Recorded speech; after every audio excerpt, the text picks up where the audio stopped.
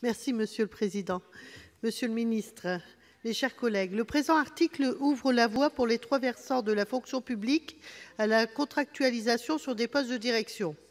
Très concrètement, il s'agit de permettre le recours à des managers du privé dans des postes de direction afin d'améliorer l'efficacité du service public.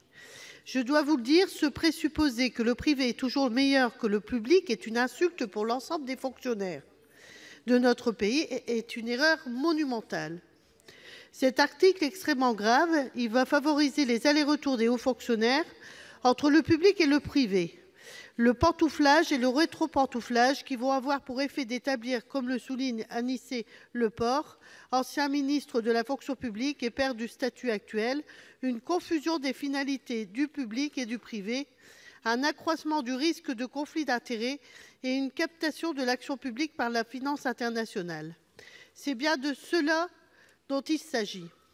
D'ailleurs, je rappelle l'avis extrêmement réservé du Conseil d'État qui regrette en particulier que cette étude ne fournisse aucune donnée chiffrée quant au nombre de fonctionnaires en attente d'affectation, ni ne présente d'éléments relatifs à l'impact possible d'un accroissement sensible du nombre d'agents contractuels occupant, dans le cadre de contrats à durée indéterminée, tout type d'emploi dans la fonction publique sur le déroulement de carrière des titulaires et sur la coexistence de ces deux catégories d'agents qui seront désormais en concurrence pour l'accès aux emplois de direction.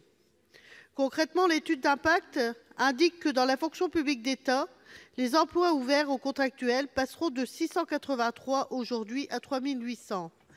Dans la fonction publique territoriale, on passerait de 1 522 emplois aujourd'hui à 2 700. Et pour la fonction publique hospitalière, le nombre d'emplois passerait de 284 aujourd'hui à 365 à l'avenir. Un vrai boulevard pour le secteur privé.